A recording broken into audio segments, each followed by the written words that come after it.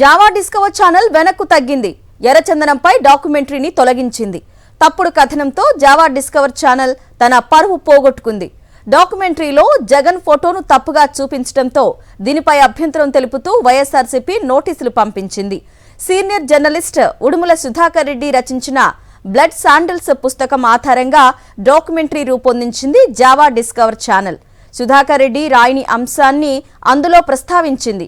ఆ ఛానల్ తప్పుడు కథనాన్ని అడ్డుపెట్టుకుని టీడీపీ విష ప్రచారం చేపట్టింది. తప్పుడు ప్రచారంపై లీగల్ చర్యలకు దిగారు సుధాకర్ రెడ్డి. దీంతో తప్పు తెలుసుకొని డాక్యుమెంటరీని తొలగించింది జావా డిస్కవర్. వైఎస్ జగన్ పై తప్పుడు ట్రోల్స్ చేసి చివరికి అభాసు పాలైంది టీడీపీ. మరింత సమాచారాన్ని మా ప్రతినిధి రవీందర్ అందిస్తారు. రవీందర్.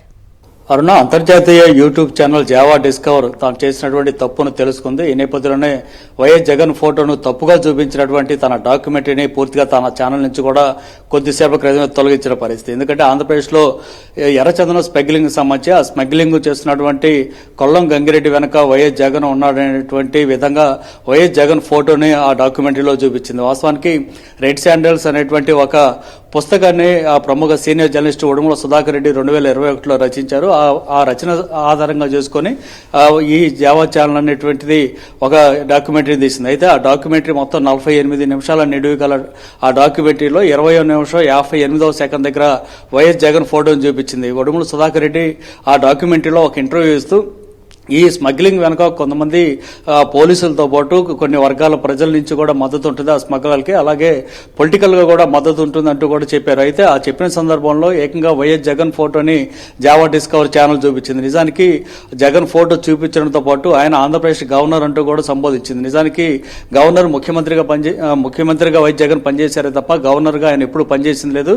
కానీ జావా డిస్కవర్ మాత్రం వైఎస్ జగన్ ను ఆంధ్రప్రదేశ్ గవర్నర్ అని చెప్పడంతో పాటు ఈ కొల్లం గంగిరెడ్డికి వెనక ఈయన సపోర్ట్ ఉందంటూ కూడా ఒక తప్పుగా చూపించినటువంటి పరిస్థితి. ఈ నేపథ్యంలో ఈ ఇంటర్వ్యూ ఇచ్చినటువంటి ఉడుముల సుధాకర్ రెడ్డి ఏకంగా జావా డిస్కవర్ ఛానల్ కి లీగల్ నోటీస్ కూడా ఇచ్చారు. తాను చెప్పనటువంటి అంశాన్ని ఎందుకు మీరు ఈ విధంగా చూపించారంటూ నోటీస్ ఇచ్చినటువంటి పరిస్థితి. మరోవైపు వైఎస్ఆర్ కాంగ్రెస్ పార్టీ కూడా దీన్ని సీరియస్ గా తీసుకున్నటువంటి పరిస్థితి.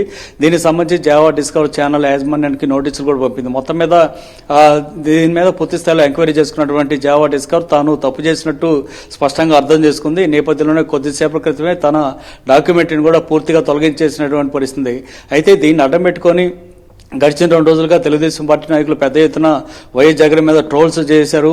పైగా ఇద్దరు మంత్రులు అయితే ఏకంగా ప్రెస్ మీట్లు పెట్టి మరీ వైఎస్ జగన్ ని దూషించినటువంటి పరిస్థితి. ఆంధ్రప్రదేశ్ లో ఎర్రచందనం స్మగ్లింగ్ వెనక వైఎస్ జగన్ ఉన్నానంటూ కూడా తెలుగుదేశం పార్టీ నాయకులు విస్తృతంగా విష ప్రచారం చేసినటువంటి పరిస్థితి. ఇప్పుడు జావా డిస్కవర్ ఛానల్ ఏకంగా తన డాక్యుమెంటరీని వెనక్కి తీసుకున్నటువంటి పరిస్థితుల్లో ఇప్పుడు తెలుగుదేశం పార్టీ కూడా పూర్తి స్థాయిలో అభాసు పాలైంది అనేది చాలా స్పష్టంగా అర్థమైంది. ఏదేమైనప్పుడు కూడా జగన్ కు సంబంధించి తప్పుగా ప్రసారం చేసినటువంటి జావా డిస్కవర్ ఛానల్ మాత్రం తన డాక్యుమెంటరీని పూర్తిగా ఛానల్ నుంచి తొలగించడం ఒకవైపు అయితే తెలుగుదేశం పార్టీకి సంబంధించినటువంటి ఐటీడీపీ ఫేక్ న్యూస్ ఫ్యాక్టరీలన్నీ కూడా ఇప్పుడు పూర్తి స్థాయిలో అబాస్ పాలైనటువంటి పరిస్థితి ఆంధ్రప్రదేశ్ లో కనిపిస్తూ ఉంది. Okay Ravinder, thank you.